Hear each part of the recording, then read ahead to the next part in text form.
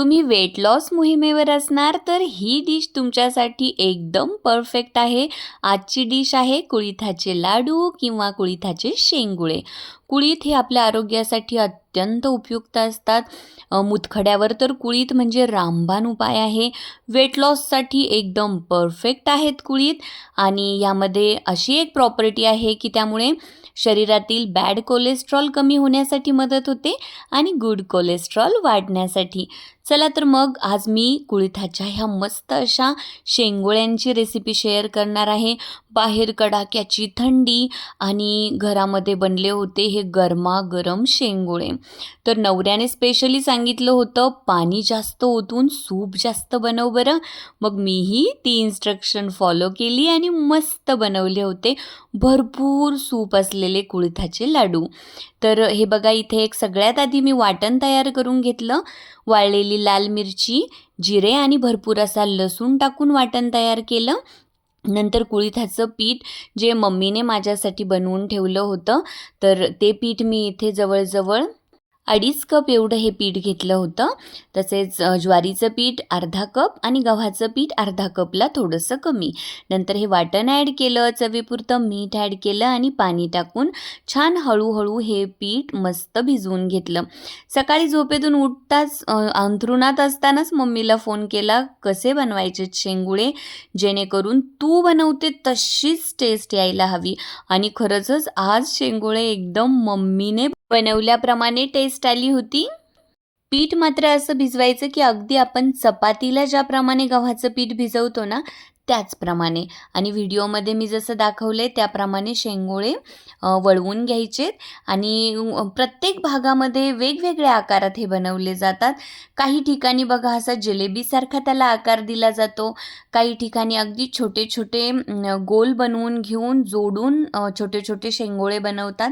बघा मी तुम्हाला व्हिडिओमध्ये बनवून दाखवलेत आणि बाकी मात्र माझ्या मावशींनी बनवून ठेवलेत. नंतर एका कढईमध्ये मी 1 टेबलस्पून एवढं तेल घेतलं होतं आणि भिजवलेल्या पिठापैकी एक छोटासा गोळा मी शिल्लक ठेवला होता एका वाटीमध्ये. त्याची अशी मी पाणी टाकून स्लरी बनवून घेतली. नंतर गरम झालेल्या तेलामध्ये 2 चमचे जिरे फ्राय करून घेतलेत आणि ह्या जवळजवळ 6-7 हिरवी मिरची मोठमोठ्या तुकड्यांमध्ये कट करून त्याही फ्राय करून घेतल्या. भरपूर असा लसूण पुन्हा छान ठेचून हा फ्राय करून घेतला.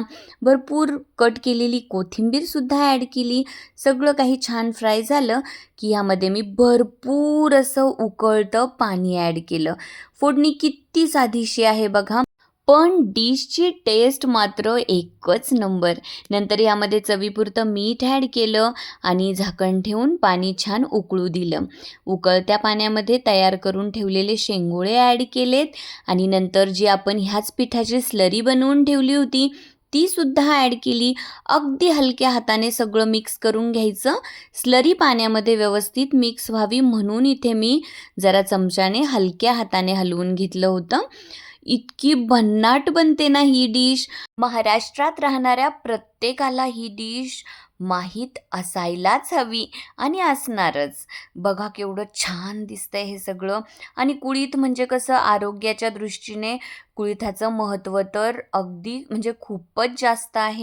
आम्हा दोघांनाही हे शेंगोळे एवढे आवडतात ना आणि मुलींनासुद्धा आवडतात, त्यामुळे मला बनवायला खूपच मज्जा येते.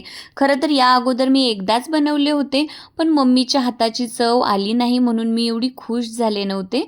पण ह्यावेळी मात्र एकदम भन्नाट आणि अगदी मम्मीच्या हाताची चव ह्या शेंगोळ्यांना होती.